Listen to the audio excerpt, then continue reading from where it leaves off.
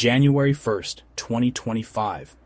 New Orleans became a war zone. A terrorist attack on Bourbon Street left over 15 dead and countless others injured. But beyond the headlines, there are hard lessons for preppers here. Today, we're breaking down what happened, what we can learn from it, and how you can prepare for chaos when it comes to your city. Folks, the first line of defense isn't your gear, it's your mind. Your ability to perceive and react to your environment is crucial. Situational awareness. It's what separates those who walk blindly into danger from those who are always a step ahead, from those who see trouble coming and get out of the way. It's about being proactive, not reactive. Now, crowded events, places like Bourbon Street on New Year's Eve, are prime examples. They naturally attract chaos. With large crowds packed tightly together, often in a celebratory mood, the potential for disorder is high. Festive mood, maybe alcohol involved, it's the perfect recipe for disaster if someone wants to cause harm. The distractions are endless. So what do? You keep your head on a swivel, always be aware of your surroundings. You don't bury your face in your phone. That text can wait. You scan the crowd, you look for exits, you notice anything out of place. Be observant. Is there an abandoned backpack? A suspicious package? Someone looking nervous? Out of place? These are all potential red flags. Trust your gut. This isn't about being paranoid, it's about being prepared. Your instincts are powerful. We call it yellow level awareness. You're relaxed, but you're alert. It's a balanced state of mind. You're taking in your surroundings, processing information. Every detail matters. And that, my friends, can save your life. Stay aware. Stay safe. Let's say the worst happens. You're in a crowded place and suddenly chaos erupts. Something goes down, people start panicking. The crowd becomes a sea of confusion and fear. In a crisis, your brain goes into overdrive, but most people, they freeze up. They can't think clearly. They follow the herd, and that herd is usually running towards more danger, not away from it. It's a natural instinct, but it's not always the safest choice. That's why you need an escape plan. A well thought out strategy can save your life. And not just one. You need a primary and a backup. Multiple options increase your chances of getting out safely. Before you even set foot in a crowded place, take 30 seconds. Look around. Where are the exits? Identify them. If the main entrance is blocked, how else can you get out? Think about alternative routes. Could you climb a fence, break a window?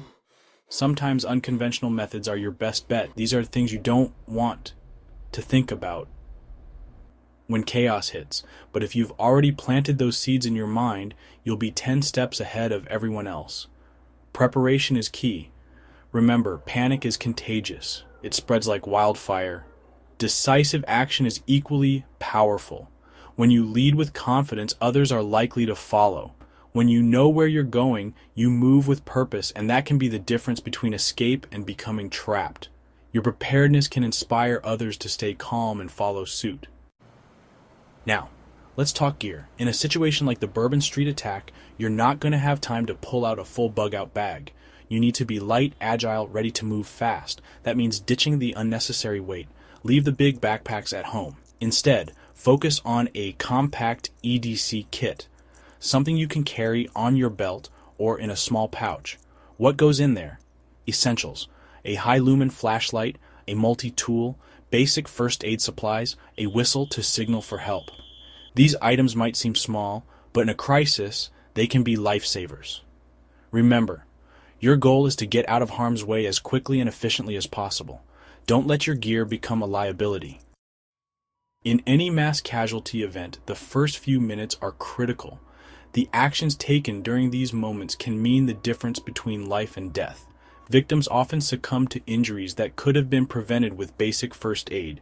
Simple interventions can stabilize a person until professional help arrives. That's why knowing how to control bleeding, treat shock, or even perform CPR is not just a good idea, it's a moral obligation. These skills empower you to act decisively in emergencies. Keep a fully stocked trauma Kit with you at all times. Ensure it's easily accessible and ready for immediate use. And I'm not talking about a couple of band-aids and some aspirin. Those are for minor cuts and headaches. I'm talking about tourniquets, pressure dressings, chest seals, the tools you need to address serious bleeding and airway issues. These items can save lives in critical situations. But here's the catch. Having the gear is useless if you don't know how to use it. Knowledge and practice are key. Invest in quality first aid training. Practice these skills regularly. Repetition builds confidence and muscle memory. Because when the time comes to act, you won't have time to fumble through a manual. Your response needs to be immediate and effective. Your knowledge and quick thinking could be the only thing standing between someone and bleeding out on the pavement. Be prepared, be confident, and be a lifesaver. Here's something they don't tell you in the movies. When terror strikes, people don't always act rationally. Some freeze, some run towards the danger, some become hysterical. Crowds become unpredictable, dangerous. You need to understand this chaos factor. Don't let the panic of others dictate your actions. Take a breath, assess the situation, and move with purpose. If you see an opportunity to escape, take it. But don't just blindly run. Move with a purpose. Stay aware of your surroundings.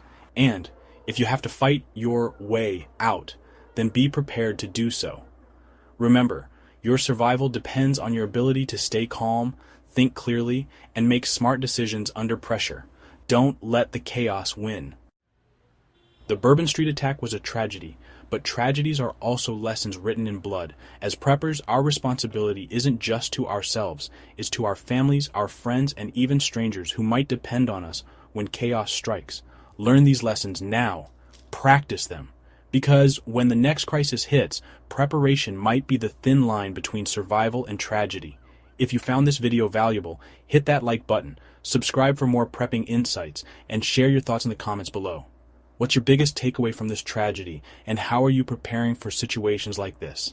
Stay safe, stay prepared, stay resilient,